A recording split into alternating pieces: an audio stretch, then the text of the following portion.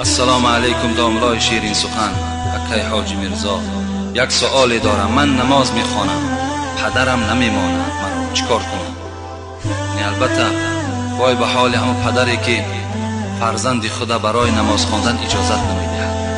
تمام مردم مسلمان تمنا دارد که فرزند او نمازخوان شود، تا جایی که پدر خود اصلاح شده باشد. خود باید که در نماز باشد و باید خود پدر مسئول است که فرزندها را نماز خوان کند. امروز این مصیبت بین که پدر نماز نمیخواند، بازم این با فرزند نمیگذارد که نماز خواند. سوره مدثره اگر آیت‌های آخرش شما تلاوت کنید، خداوند میگفته است کل نفس بما کسبت رهینه الا اصحاب الیمین فی جنات یتساءلون عن المجرمین ما سلککم فی سقر.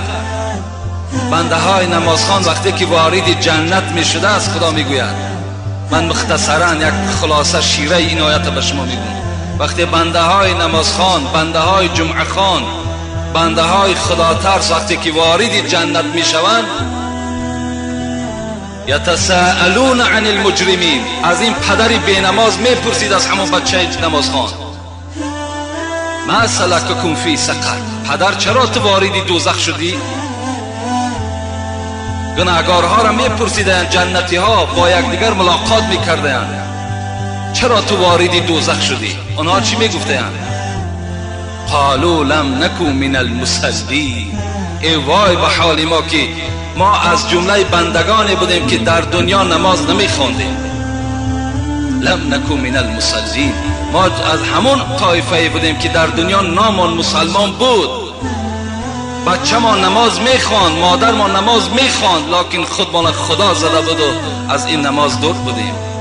فکر میکردیم که بی نماز مسلمان است، لیکن امروز خداوند با سبب این بی نمازی ما را وارد دوزخ کرده است. دیگر از اینجا خلاصی برای ما نیست.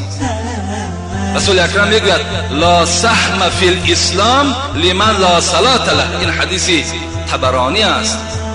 حضرت گفته است که همین آدم بی نماز هیچ قدر در اسلام ندارد.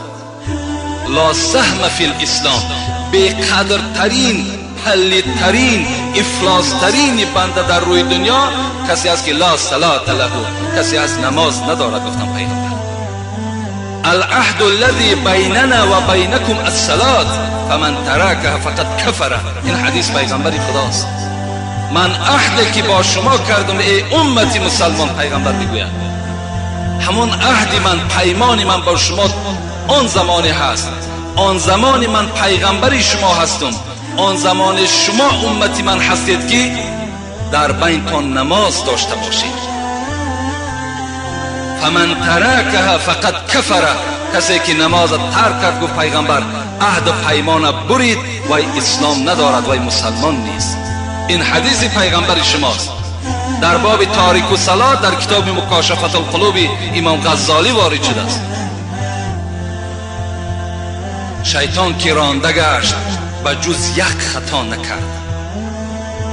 حضرت حافظ، شیطان که رانده گشت و جز یک خطا نکرد، خود را برای سجده آدم رضا نکرد. همین شیطان رانده شدنش از درگاه پروردگار به چی خاطر بود؟ به خاطر که وقتی خدا امرش کرد آدمی که من آفریدم سجده کن، گو خلقته من طین و خلقتنی من نار، تو مرا از آتش آفریدی، این آدم از خاک آفریدی، آتش از خاک افضل است، من این سجده نمی کنم. شیطان که رانده گشت و جز یک خطا نکرد، خود را برای سجده آدم رضا نکرد. شیطان 1000 مرتبه بهتر ز بی نماز، شیطان 1000 مرتبه بهتر ز بی نماز، او سجده بری آدم و این بر خدا نکرد. شیطان هزارها بار، همین شیطان مردود ملعونی مرجوم از آدم بی نماز میگد 1000 مرتبه بهتر است، زیرا که این شیطان آدم سجده نکرد، لیکن این بنده باشد خدا را سجده نمیکند.